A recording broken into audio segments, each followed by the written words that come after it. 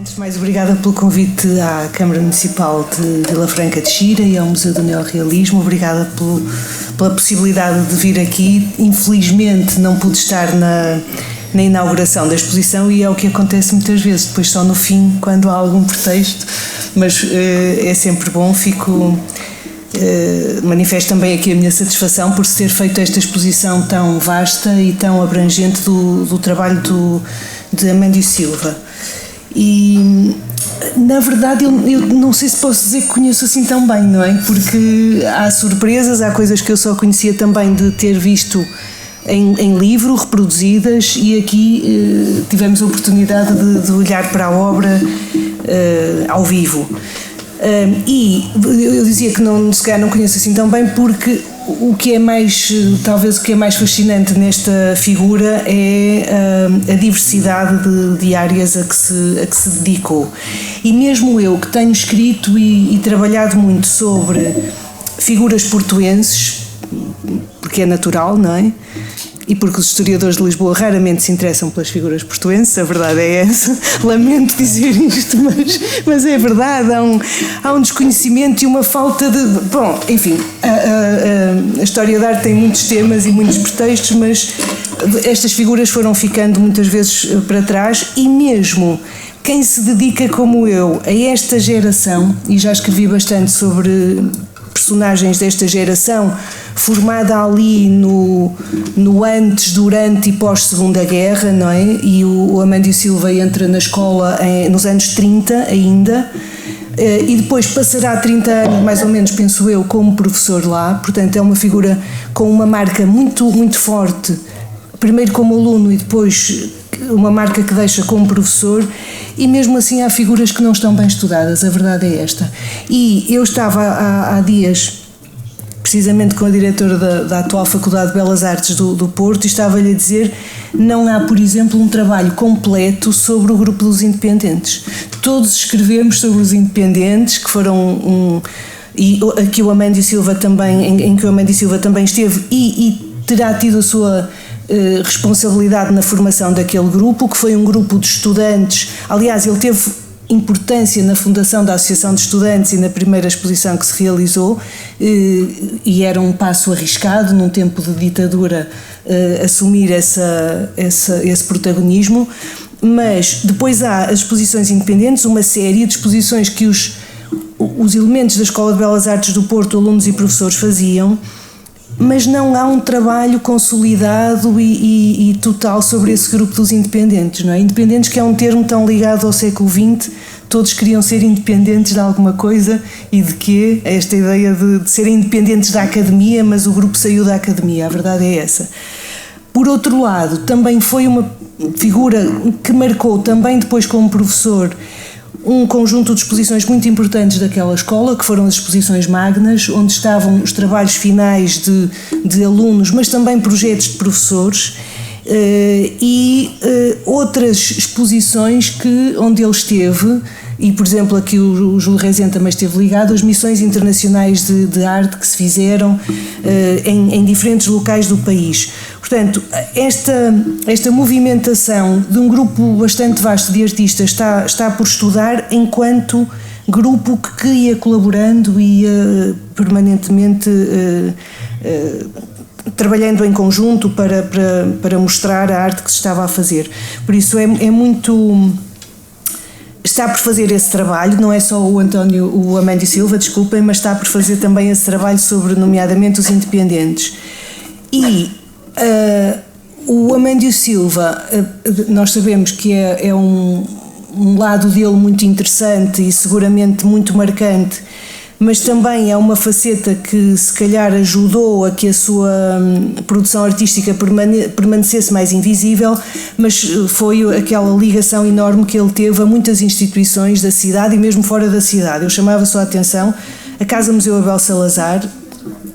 A Casa Museu e a Associação Promotora têm o mesmo nome, penso eu. Tenho a impressão que sim, não sei. Da Casa Museu Abel Salazar, ele esteve ligado muitos anos. O Museu da Fundação Coubertin de Miranda, que depois provavelmente teve outra visibilidade, mas ele também foi uma década responsável por esse museu. E depois não há instituição no Porto cultural, desde o Teatro Experimental do Porto ao Cineclube, à Associação de Jornalistas e Homens de Letras do Porto, etc., que não tenha tido a passagem do Amândio Silva. E embora esta atividade de dirigente e de ativista cultural, vou-lhe chamar assim em termos, usando uma terminologia atual, esta atividade que ele teve está dispersa por biografias de muitas pessoas, mas também está por fazer verdadeiramente uma história do que foi o associativismo cultural na cidade do Porto. Há monografias, mas enfim, está por fazer. E agora, se me permitem, não quero monopolizar, mas chamava só a atenção para uma coisa que também me parece muito relevante. Sem querer reduzir, enfim, o trabalho e a influência que ele teve à escola portuense, lembrava só isto. Ele tem um papel relevantíssimo na tapeçaria e na oficina de experimentação gráfica, agora não me lembro bem, mas levou muita gente atrás para a litografia, para a gravura e para as artes gráficas, que viriam a ser uma marca muito importante da escola, do desenvolvimento da escola e da atual faculdade. E ao mesmo tempo que ele se dedicava a essa área, e o Guilherme Camarinha também, como sabemos, embora sejam figuras muito diferentes a trabalhar a tapeçaria, mesmo muito diferentes, não é? Quer em termos formais e até em termos temáticos, a abordagem que têm é muito, muito diversa. Ao mesmo tempo que isto estava a acontecer, estava o Rezende, nos anos 50, a tentar criar a área da cerâmica, e não era bem a pensar na produção de objetos de cerâmica, mas era a pensar na produção de grandes painéis para edifícios públicos, ou de uso público, e o Dordio Gomes tinha também nos anos 50, professor do Amândio Silva, tinha nos anos 50 criado o ateliê de fresco também naquela escola. Portanto, esta geração, e eu penso que isto também tem a ver com o clima de pré e pós-guerra, e sobretudo nós sabemos que o pós-guerra na Europa a arte teve um papel de, se calhar como tem sempre, mas um papel reabilitador, não é? A Europa estava destruída, muitas cidades destruídas, as marcas da guerra eram muitas e, portanto, a ideia de que a arte podia ajudar a humanizar as cidades, a arte pública, a escultura, os grandes painéis murais, isso é uma marca fundamental desta geração. Como se a finalidade última e mais nobre da arte fosse produzir peças para o espaço público. Todos eles tiveram esse trabalho.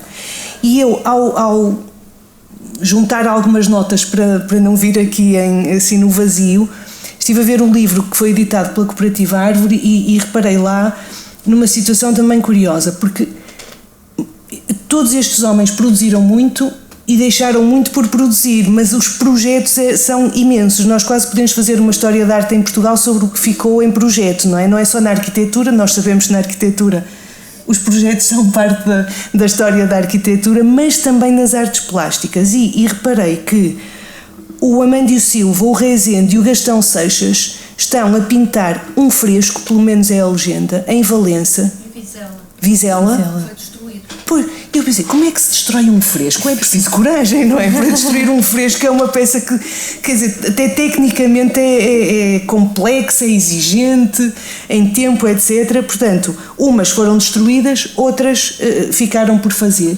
E há aqui, de facto, um manancial de informação a trabalhar. O que me satisfaz mais por se ter feito esta exposição aqui em Vila Franca, no Sul, é que ficamos a perceber que esta matriz neorrealista atravessa um conjunto de artistas que olham para o trabalho de uma forma muito particular, não é? Para a atividade humana e sobretudo para o trabalho de uma maneira muito particular. Nem tanto, não sei se no Amândio Silva, mas às vezes também há um toque. Não é tanto a ideia de heroicizar e fazer destas personagens heróis, mas a questão de reconhecer e dignificar o trabalho e representá-lo também é interessante.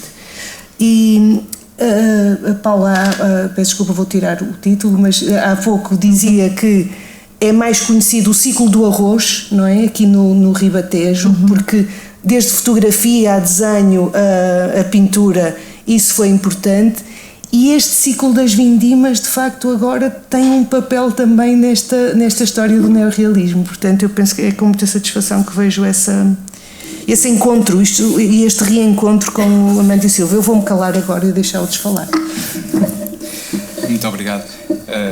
Laura, era importante fazer esta referência que não está plasmada na exposição, da importância do Amandio Silva noutros domínios técnicos, até mesmo, e ele é muito reconhecido, e aí sim um pouco mais no país e não apenas no Norte, como um grande professor, e um professor com muita influência na faculdade, na altura Escola de Belas Artes do Porto, e é um artista que tem um percurso em áreas como a tapeçaria e a intervenção no espaço público, lá está, os frescos, mas também outro tipo de intervenções que resultaram em trabalhos para tribunais, por exemplo, e para outros edifícios públicos que fizeram, digamos que uma marca de reconhecimento da arte do Amandio Silva que não está presente nesta exposição.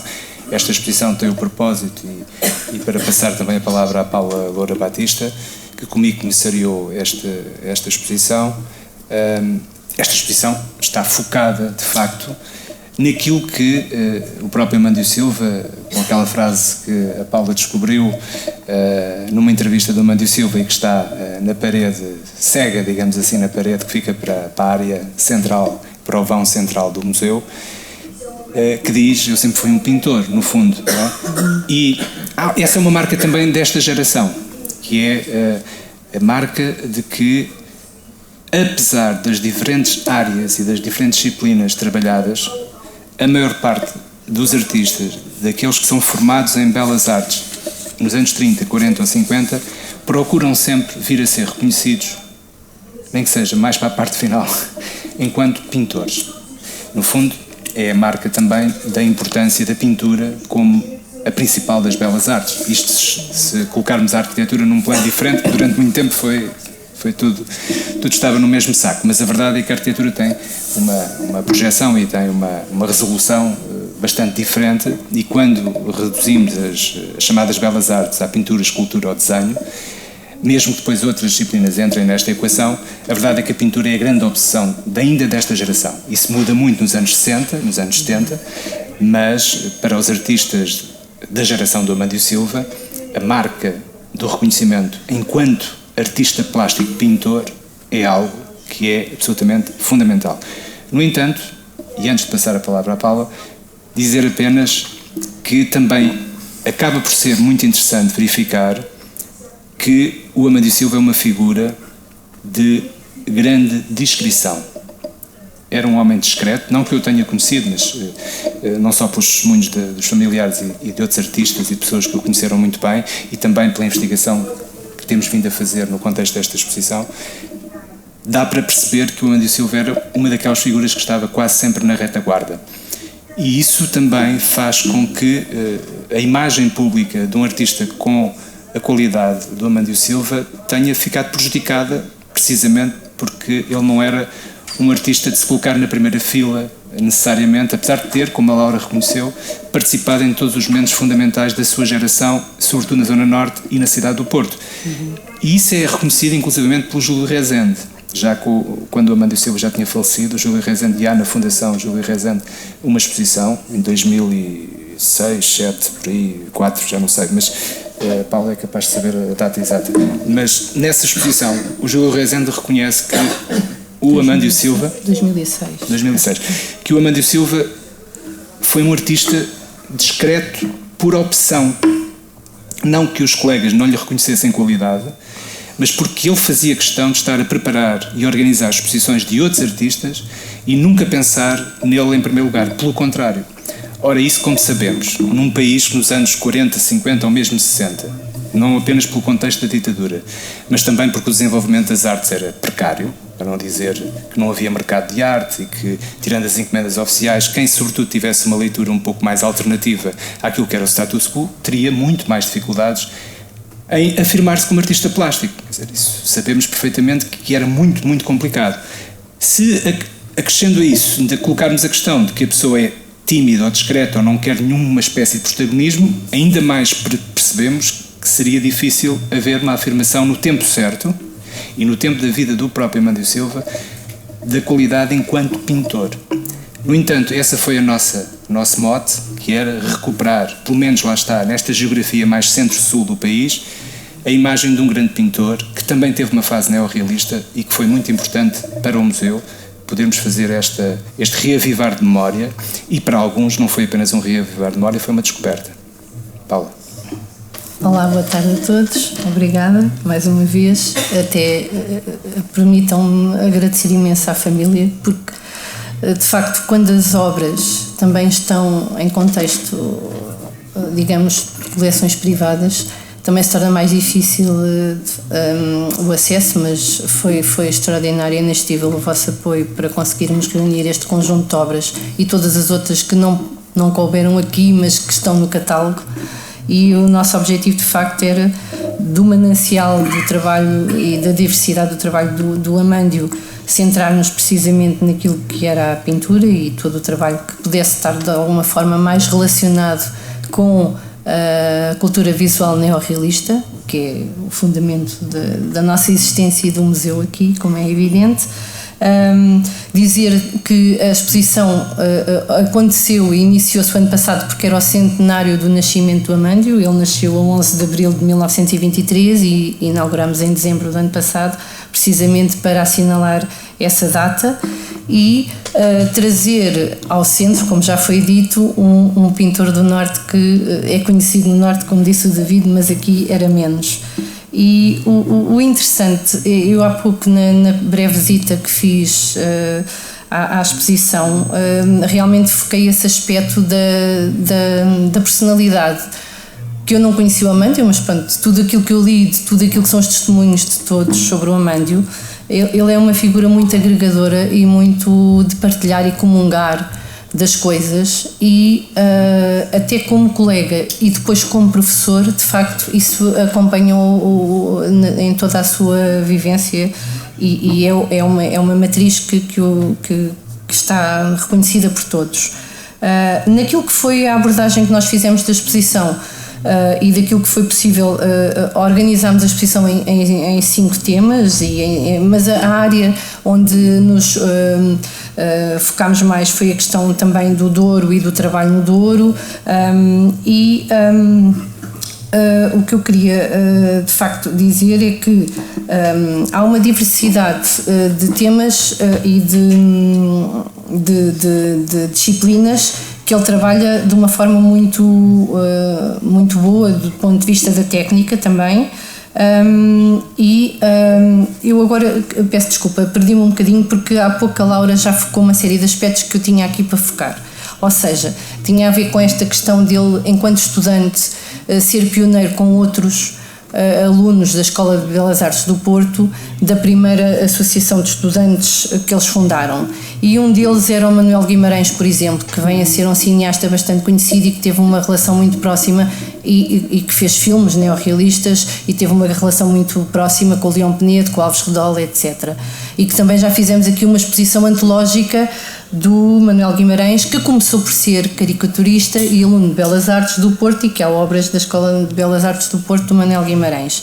E é interessante verificar que essa força da juventude nessa época de contrariar o conformismo e de contrariar o academismo teve uma pujança muito grande logo em 39 e em 40, quando ele apenas com 17 anos fundou a associação com eles e começaram a promover exposições e a desenvolver trabalho que contrariava um bocadinho aquele espírito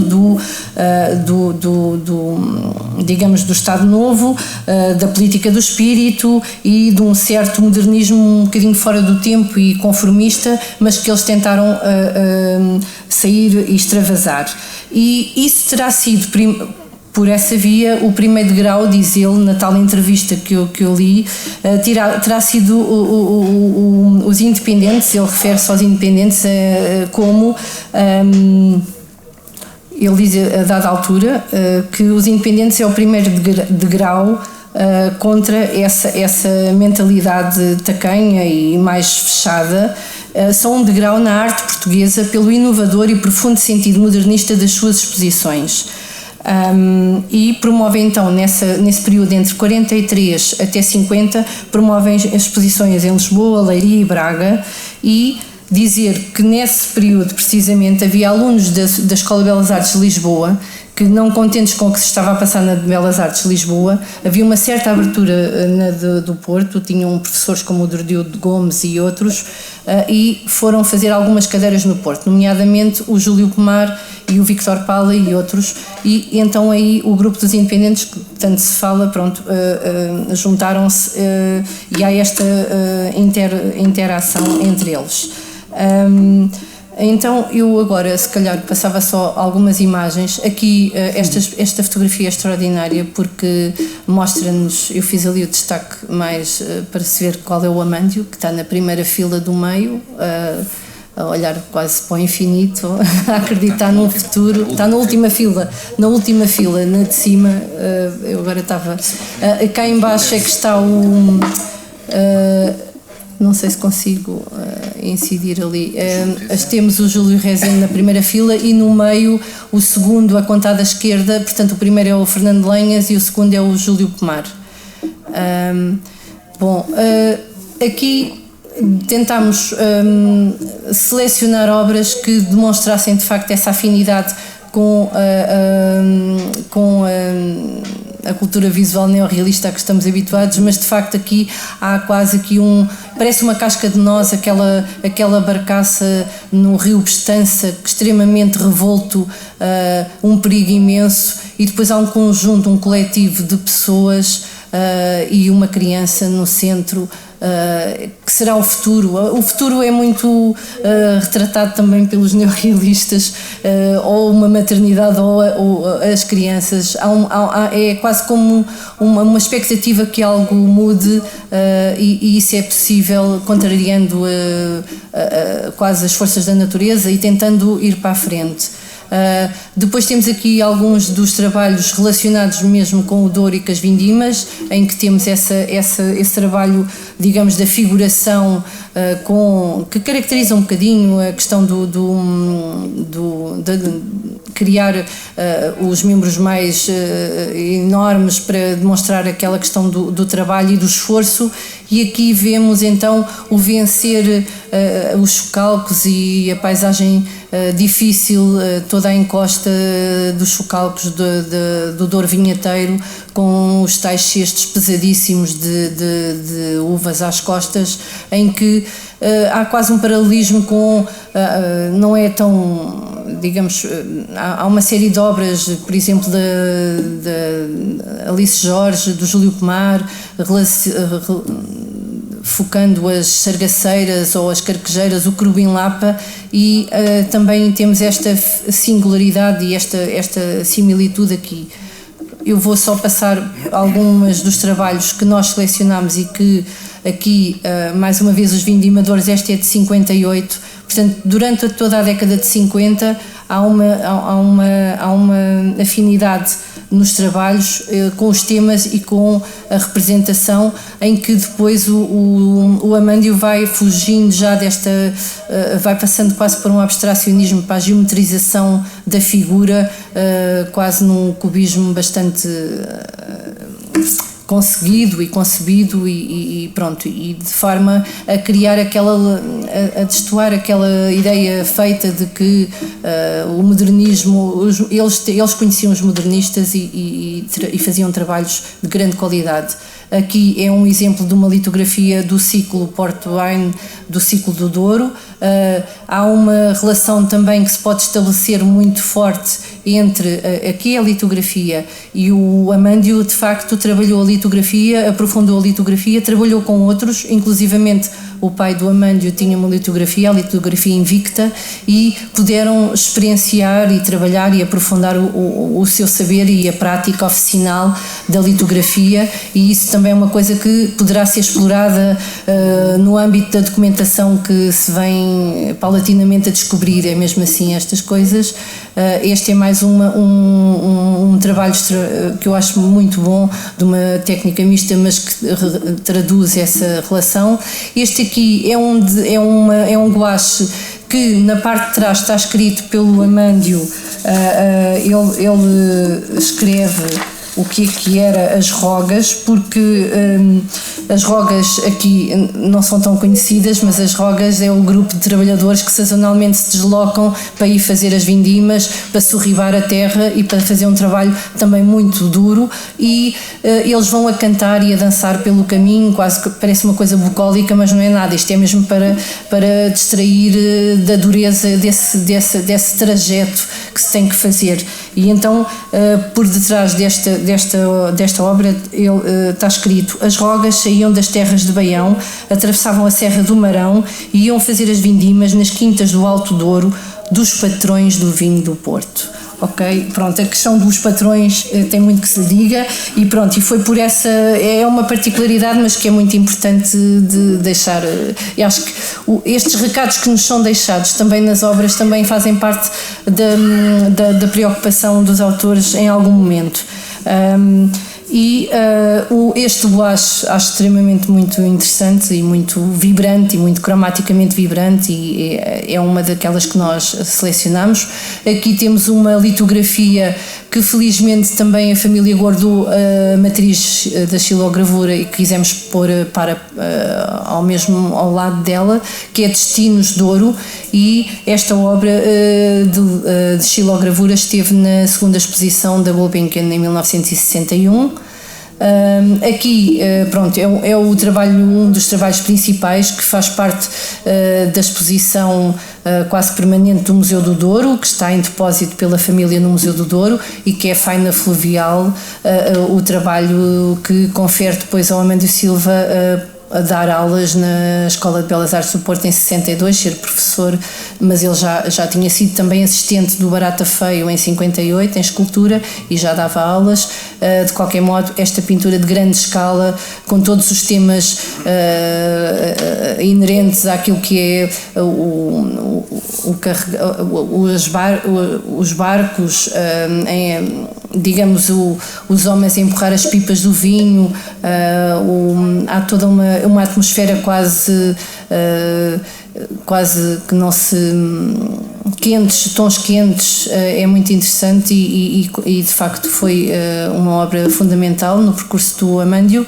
Esta aqui, a cidade, faz parte da coleção da Associação Empresarial de Portugal, e é de 1960, é a cidade, em alguns sítios é Porto, mas de facto podemos encontrar ali muitos motivos que nos conferem logo a questão do Porto, e tem a ver também com o aprofundamento que ele fez com a Bolsa da Gulbenkian em 1958, teve 3 meses em Paris, estive a trabalhar, a aprender com o Jean Lussard, e aí aprofundou a técnica da tapeçaria, mas também conviveu com a Vieira da Silva e com a Arpad Zenes nesse período.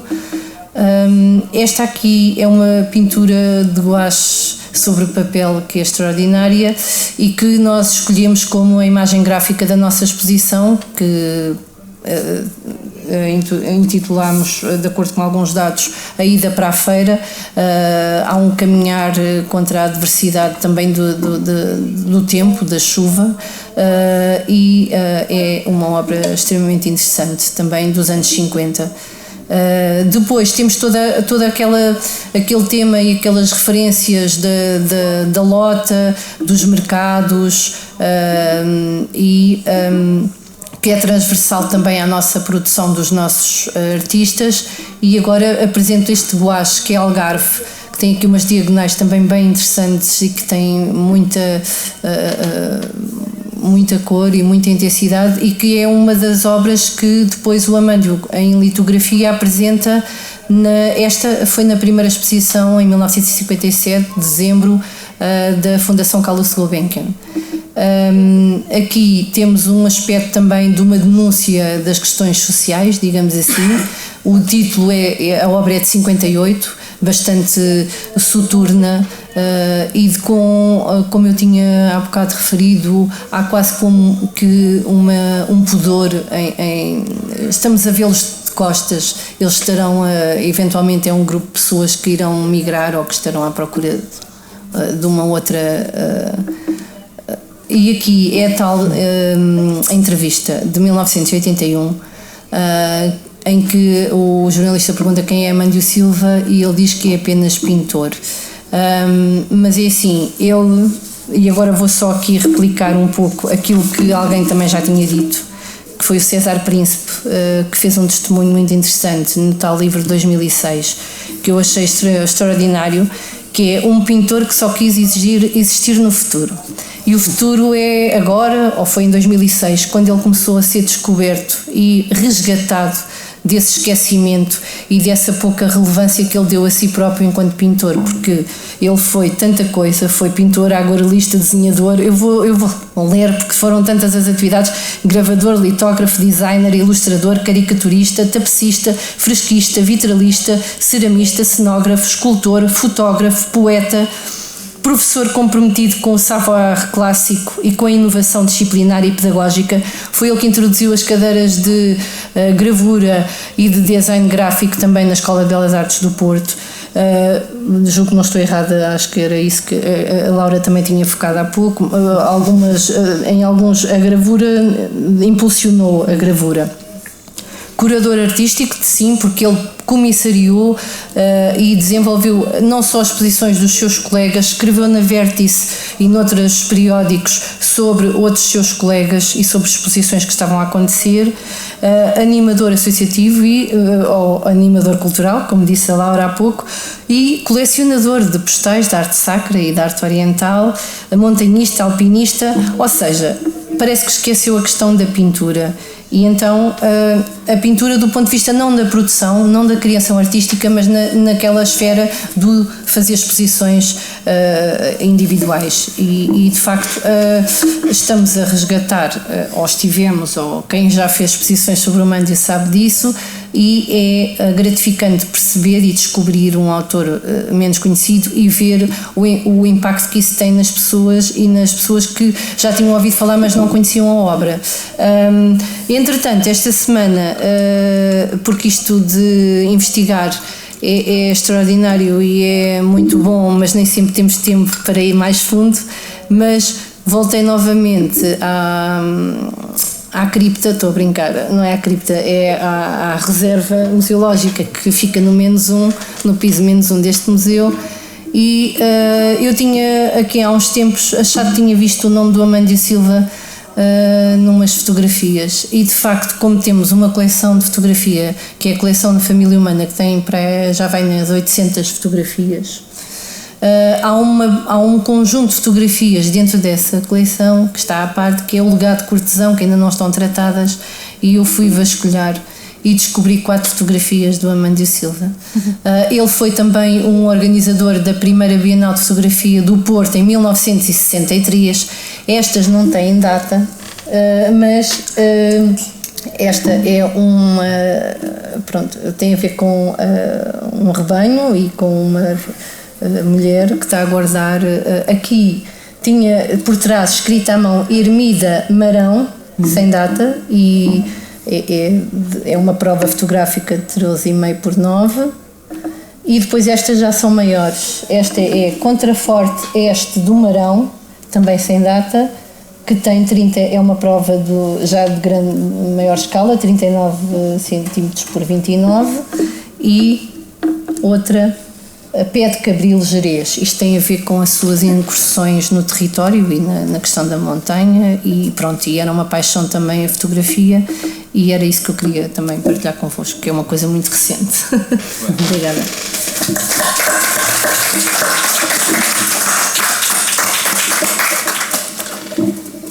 Bom, antes de passar novamente a palavra à Laura Castro, queria acrescentar que, como a Paula aqui na parte final da sua intervenção disse, que a investigação tem destas coisas. Eu acrescentaria que a investigação é contínua, ela nunca acaba, e a não ser quando a pessoa desiste, não é? O investigador, mas a tendência é sempre descobrirmos mais coisas, e uma exposição é muitas vezes um pretexto para desenvolvermos esse trabalho de pesquisa, mas ao mesmo tempo uma exposição abre caminho sempre para outras mostras, para outras investigações, e esse é que é o mérito.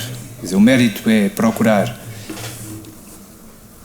valorizar, dar reconhecimento a um artista que neste caso muitos percebemos que,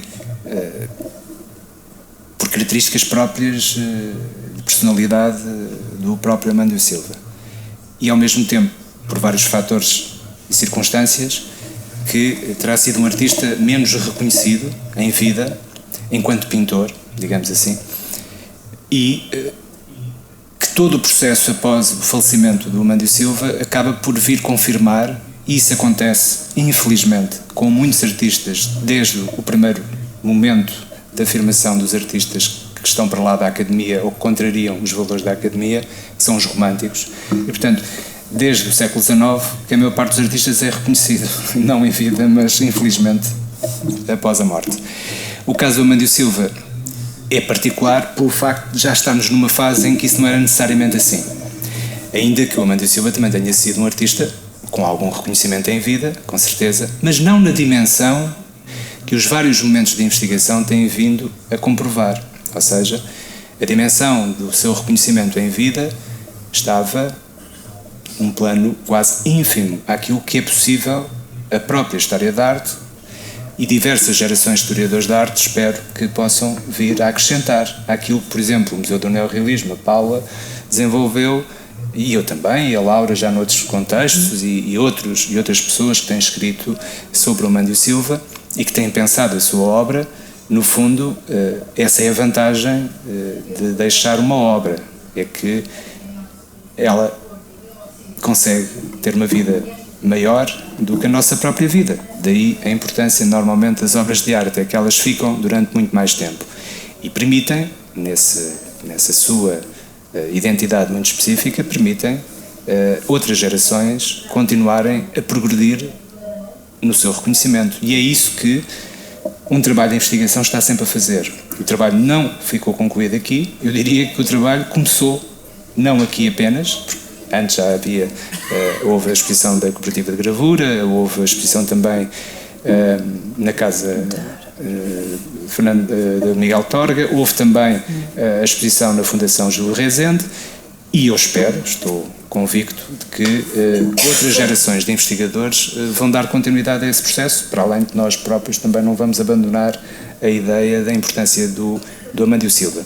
Antes de passar à professora Laura Castro também, novamente a palavra, dizer que este trabalho continuado é algo que é absolutamente fundamental para um museu como o Museu do Neorrealismo, para aqueles que se interessam pelo trabalho dos artistas que se cruzaram com o neorrealismo ou que protagonizaram de um modo mais concreto, mais evidente e até mais facilmente reconhecido como artistas neorrealistas. O Amandio Silva não foi reconhecido assim logo de início, mas hoje em dia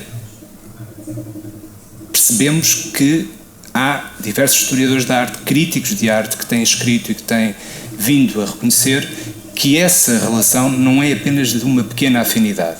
A relação que ele tem, por exemplo, com o Júlio Pomar, com o Vítor Paula e com outros artistas que estão mais associados, mais imediatamente associados ao neorrealismo, é uma relação não apenas de aproximação, de amizade, mas de grande relação formal, estética e de compromisso com a atenção ao trabalho, com a atenção àqueles que tinham uma vida muito mais desfavorecida do ponto de vista social, do ponto de vista profissional e até nas margens da sobrevivência, como é esta obra daqueles que têm que sair do seu local, da sua região, para ter uma vida melhor. Essa atenção ao dor, essa atenção ao trabalho, é algo que marca muito a pintura do Amandio Silva e também a personalidade do Amandio Silva. Independentemente de haver uma outra marca que aqui não foi tanto falada e que eu esperava que a Laura, esta é uma deixa, que é a questão da paisagem. Repara, a imagem que nós estamos aqui a colocar é do Amandio Silva na Serra da Estrela e essa foi uma grande paixão também do Amandio Silva. Não é a paisagem sem a relação com o ser humano e, portanto, o seu povoamento, apesar de haver paisagem sem trabalhadores ou sem pessoas na pintura do Amandio Silva, eu diria que ela está sempre presente, o povoamento está sempre presente, nem que seja de uma forma metonímica. É muito, muito importante para o Amandio Silva a relação da paisagem com o seu povoamento. Daí as caminhadas e o gosto pelas caminhadas, o gosto por calcorrear esses caminhos muito difíceis e de acessibilidade muito complexa, precisamente num tempo em que as estradas não existiam praticamente, ou eram no fundo abertas pelo caminho das pessoas e dos animais, e ele tinha uma relação de grande paixão com a paisagem. E com esta ideia passo a palavra à Laura. Obrigado. Eu estava de facto a pensar que faltava aqui uma referência a esta fotografia muito bonita que foi escolhida para o convite desta sessão, e estava-me a lembrar, há uma frase do Eugênio de Andrade sobre o Armando Alves, que é um alentejano também radicado no Porto, não é? E ele diz: não se nasce impunemente no Alentejo, dizia ele, e portanto tratava do Armando Alves como pintor a partir desta raiz. E eu estava a pensar também, não se pinta impunemente a paisagem sendo montanhista, não é? Porque a ideia que temos dos pintores de paisagem é sempre uma ideia do pintor que não está comodamente instalado, não é? Até há caricaturas sobre isso, tem que se atar às árvores, há umas caricaturas a brincar com os naturalistas em que o pintor fica atado a uma árvore porque está tanto vento, ele tem que ficar ali, que é para pintar aquele motivo que quer ver, não é disso que se trata, mas há sempre uma ideia de que o pintor está fora da paisagem a contemplá-la, não é?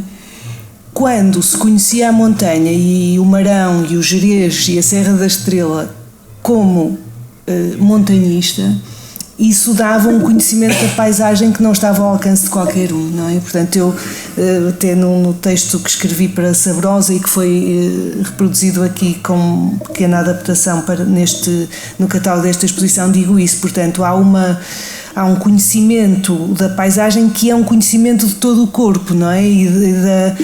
Há uma presença, há um maior entrosamento entre o artista e a paisagem, não é alguém que está do lado de fora e a paisagem é um objeto e o artista é um sujeito, há ali uma coisa que é mais eficaz, não é? Eu gostei muito de ver estas fotografias porque também está isso então para descobrir, não é? Não é apenas a paisagem pintada e pintada de muitas formas, há óleos, há aguarelas, há aquelas magníficas aguarelas que há pouco comentávamos que têm depois uma tinta da China sobre a aguarela que dá um efeito extraordinariamente moderno àqueles trabalhos, portanto o óleo, o guache, etc., a gravura também e a fotografia,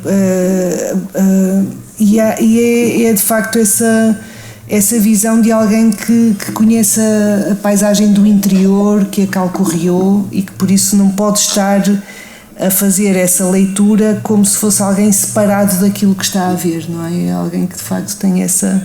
E é muito curioso também porque a ideia do desporto não é uma ideia muito associada aos artistas, não é? Esta ideia porque caminhar como ele caminhava não é dar um passeio, não é? Não é dar um passeio.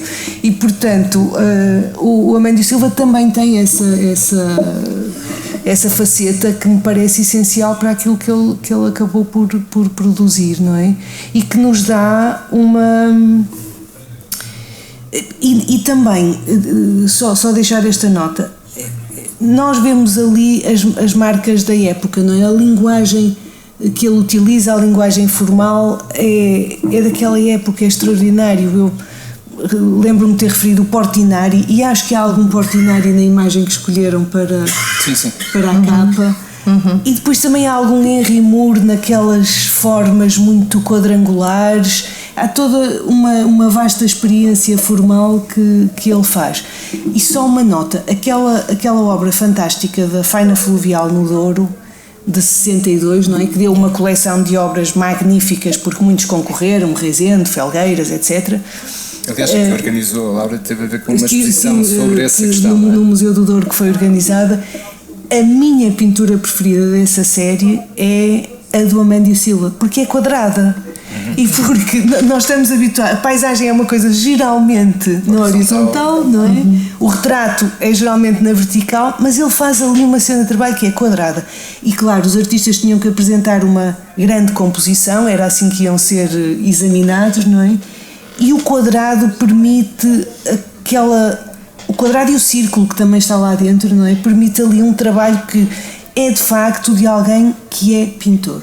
Como ele diz, eu sou apenas pintor, e se quiséssemos definir o que é o domínio do Amândio Silva da pintura, provavelmente essa seria uma belíssima obra para definir o que ele faz e o domínio que ele tem da composição, da forma, sem esquecer o tema, não é? Porque as duas coisas estão imbricadas. Pronto. Muito bem.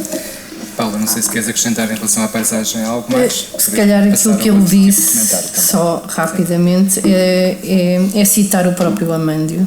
O montanhismo apaixonou-me por inúmeros fatores, dos quais destaco a possibilidade de conhecer melhor o meu país, permanecer nas suas regiões menos acessíveis e mais esquecidas entre povos serranos perdidos no tempo e nos espaços amplos e puros da montanha. Enfrentando e transpondo dificuldades no terreno acidentado das maravilhosas montanhas portuguesas ou ibéricas, encontrando-me perante a prodigiosa e ciclópica paisagem, ou no calmo recanto onde tudo é silêncio e majestade, ou ainda no encontrar sempre um companheirismo são e incondicional, tanto dos outros montanheiros como dos solitários pastores ou rudes serranos. É da tal essa entrevista. Antes de passar a palavra à arquiteta Paula Silva e também ao Adalberto, mas pelo menos à família, vou passar à família, a família entende sobre a participação. Eu gostaria de que a Paula passasse aí para os vindimadores, depois também para a ida para a feira, já agora para fazer referência à generosidade da família que acabou de... Mas quem é que tem? Eu gostava de saber quem é que tirou esta fotografia. Não temos referência à autoria da foto. Então, mas tu não consegues passar? Não, isto não... Oh, Nuno, já agora o comando não está... agora já dá. Então, passa aí para a obra Vindimadores. Não é esta? É mais à frente. Não? Mais? Esta. Esta e a ida para a feira, aquela que faz a comunicação...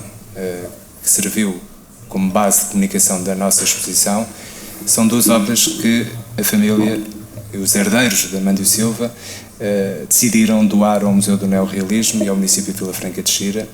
É um ato de grande generosidade e também de reconhecimento, naturalmente, pelo trabalho que o museu desenvolveu em torno desta exposição e, da minha parte, enquanto diretor do Museu do Neorrealismo, dizer, em primeiro lugar, muito obrigado e, ao mesmo tempo, fazer aqui uma promessa pública de que os vindimadores vão estar na renovação da exposição do piso 3, que de 2 anos e meio em 2 anos e meio, à volta disso, vamos colocando algumas peças novas, ou de doações ou de novas aquisições, mantendo muitas outras com alguma estabilidade, porque se trata de uma exposição permanente, mas que ela não é imutável, não fica cristalizada, e é com muito gosto que anuncio que esta obra vai estar presente a partir de finais de maio do próximo ano na nossa exposição permanente, fazendo com que o Amândio Silva esteja num plano de reconhecimento dos artistas do neorrealismo que eu acho que de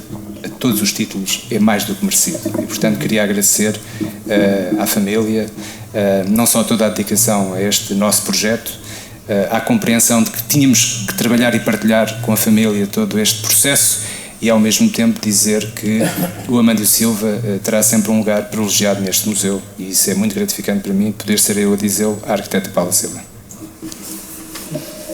Passando a palavra à Paula. O microfone. Não é preciso. É melhor.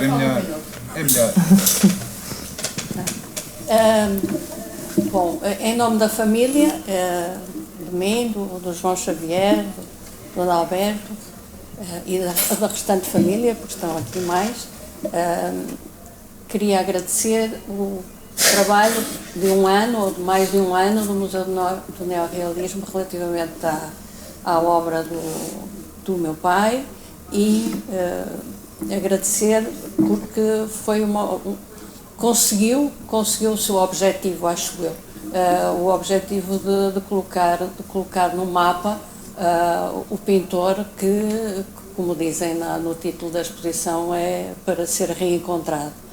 E eu diria que esperemos que continue, não é? Que continue e que daqui haja investigação, porque provavelmente é isso que neste momento é absolutamente essencial, é haver alguma investigação. A investigação que a Laura Castro tem feito e tem sido uma pioneira nesse aspecto relativamente à obra do meu pai, a investigação que vocês fizeram agora,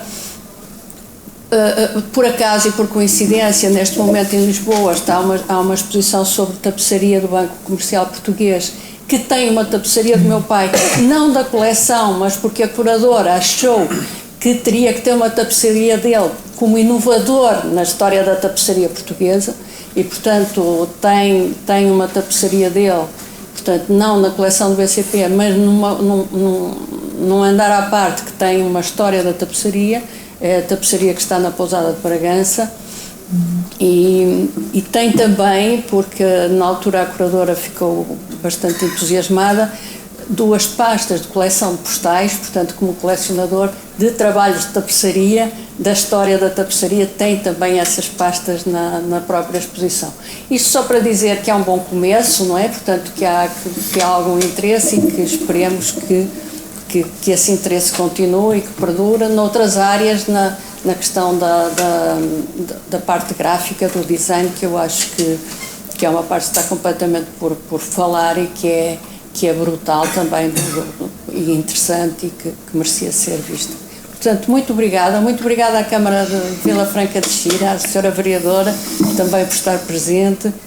Muito obrigada ao David, especialmente, porque foi um livro que eu lhe dei aqui há uns anos atrás, que foi o motivo disto tudo, porque lhe dei o livro da Árvore, que é a monografia maior. Já há uns bons anos. Há uma data de anos, e o David disse, eu acho que vou fazer um texto sobre o teu pai. E, portanto, a partir daí começou este pensamento. À Paula, à viagem ao Douro, que foi fantástica, e à sua organização, e esperemos ver-nos noutro sítio, sob o pretexto do Amândio Silva. Muito obrigada. Obrigada.